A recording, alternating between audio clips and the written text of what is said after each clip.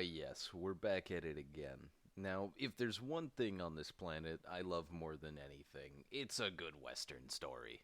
There's just something about cowboys and Indians having shootouts in the old shit rivet tavern that I just love so much. It's just fantastic.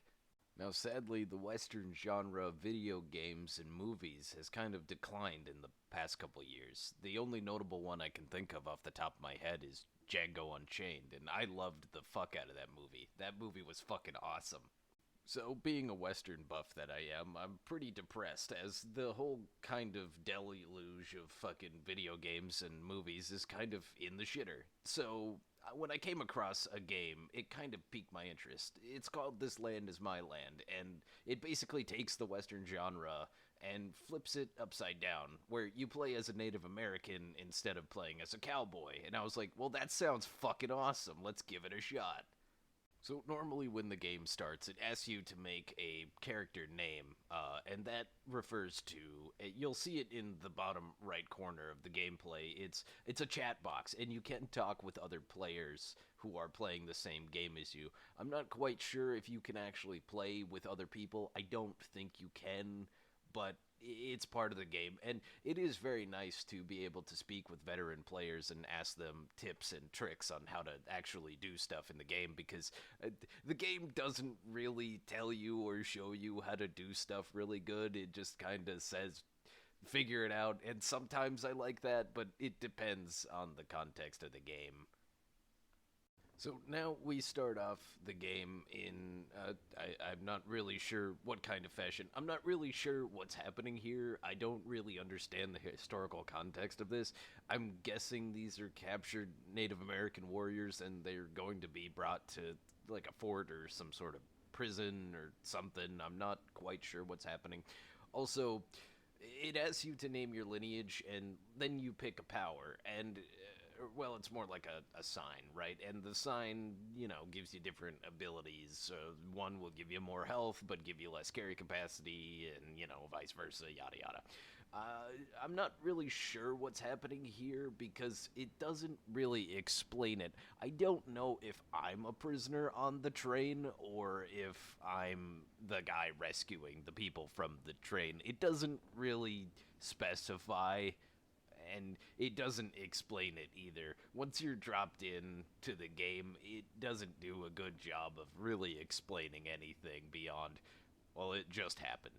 So after you make your character and kind of fill out the birth sign or whatever the hell that thing is, you get to choose what starting location you have, how close it is to the frontier, and that determines how difficult your game is going to be. And I kind of like that concept. I think that's a little more interesting because then it means that the world is not self-contained. It's one giant world, which makes it a little more interesting.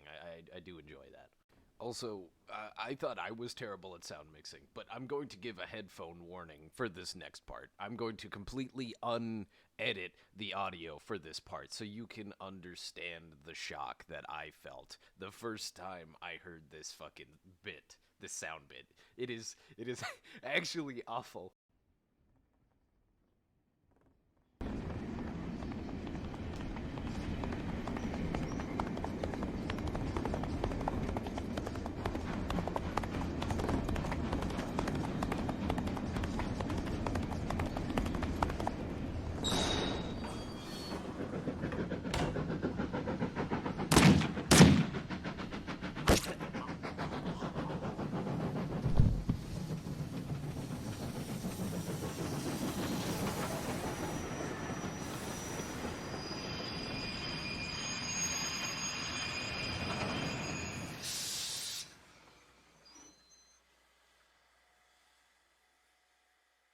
Yeah, I know, right?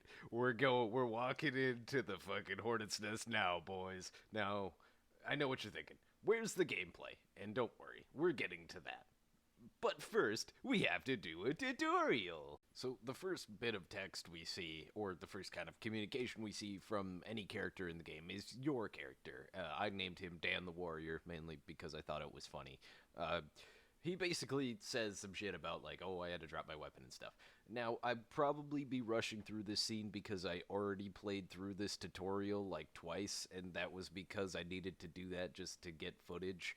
But it was, it's interesting. The tutorial is not the best. It doesn't really explain how the camp management works. It basically just tells you, set your guys to go gather some flax, and that's it. It doesn't tell you how to use any of the other functionalities, so you just kind of gotta figure it out. And it's a really, really bad tutorial. It teaches you how to craft a bow, which comes in handy later, and arrows. But here's the problem. The resources you need to do these things are so fucking hard to find for no reason. I should be able to find sticks in a fucking forest so easily that I would be fucking trying to get rid of them. I would be trying to get rid of fucking proper sticks that I could use to make a fucking bow with. And flax. Flax grows all over the Great Plains. Why do I have such fucking trouble getting it? Please, somebody, explain this.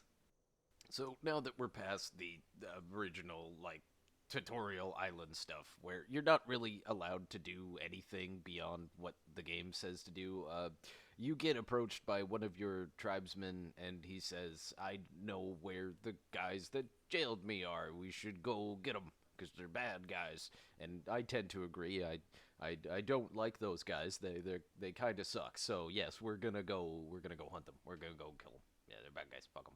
So then we get to what I'm assuming was like a scouting camp. They again don't really explain this too well. The guy's dead, and then somehow my character has an epiphany, and he's like, "Oh, this must be the work of the gang leader guy that I know about for some reason. I'm gonna go interrogate him because, yeah, he knows something. Yeah, this totally isn't contrived plot devices at all. Nope, no, sir." Also, one hilarious thing that I didn't realize was a thing until probably about my 5th or 6th hour playing this game. So all the enemy names in the game are player submitted. They are, like, basically if you buy the supporter pack of the game, you can just add whatever name you want to the bad guy list, and they'll be added. I have personally killed Clint Eastwood, Adolf Hitler, and Joseph Stalin all in one playthrough. So at this point in the game, you would probably be pretty excited. You'd be like, alright, I did all the tutorial stuff. They gave me a reason why these are bad guys and why they need to die. I'm ready to go get them. Well, here's the problem. The combat is, well, it's not the best ever. I've seen worse, for sure, obviously. I've seen worse than this. And, you see, the problem I have with this, I wouldn't be ragging on it so hard if this game was early access, but they pushed it out to a full release. So, the fact that the game kind of runs like it does and is a bit janky the way it is, it kind of rubs me the wrong way. I just... It's not fun. The stealth really sucks. The combat blows. They don't really explain this, but I'm going to. So when you die in a camp or in an objective point or whatever the fuck, you leave a tree, and that tree will have your items on it. Or sometimes if you die while raiding a camp, your items will be mixed in with the items in the camp. You have to go retrieve it. They don't tell you that you're gonna lose, like, everything, even on the easiest difficulty, when you die.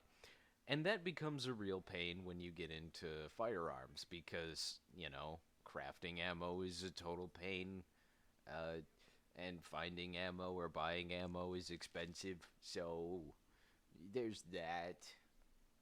So, in this precarious position that I found myself in because I play video games like a caveman trying to smash a keyboard because he doesn't understand electricity, I die, and lo and behold, I have to go raid the camp. Also, anytime you die during a camp raid, the camp gets emboldened and they expand a little more. Also, one interesting thing, because I've been ragging on this game a lot, one cool thing that I do like is that if you do attack a certain way or during a certain time, the AI at that location that you attacked will remember it, and they'll start like posting out more patrols during that time. So if I attack during the daytime, they're gonna have a lot more patrols during the daytime than they will at night.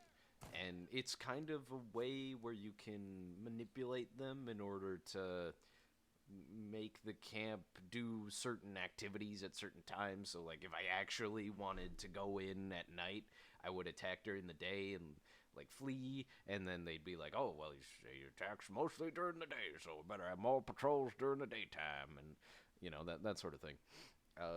So that is kind of cool. I do like that does kind of add another layer to it. Although when they expand, it's a total pain because my camp's already tiny, so my flax gatherers keep getting killed, and I need the flax to make more bows because flax is really hard to find, like I said before. So, full disclaimer, this is basically as far into the game as I got, was just raiding towns and stuff, because I just couldn't understand how to do anything else. So, like, basically I got to about here in this game. I've gotten a little further in the others, but, like, they don't really explain how to progress or what progression even looks like. I know that you're trying to resist against the frontier, but it doesn't really explain how to do it properly, so you get kind of stuck in like a I have too much to do, so I won't start anything mentality, because they don't push you in a direction that puts you on the right path of being able to do anything. Which, that's a problem in open world games like this. You have too many choices, so you just don't make any, right? You have to, that's why there are main stories in Grand Theft Auto. If you just said, here's this open world, you can do pretty much anything you want, nobody would play it because there's too much shit to do. There's no like thing pushing me towards a certain goal, right? And that's kind of the problem this game has. There's no real like main story other than, I don't know, a guy that tells you something like, oh, they found a guy, let's go get him. That's pretty much it. Also, problem with the fucking camp people, right? You see that fucking sign right there that says find and interrogate Eric Dunkel? Guess what? You never fucking know who that is. It doesn't fucking tell you who it is. So every time you raid a camp, you end up killing the guy you're supposed to interrogate because you don't know who the fuck he is. Every single time. I've done that every single time.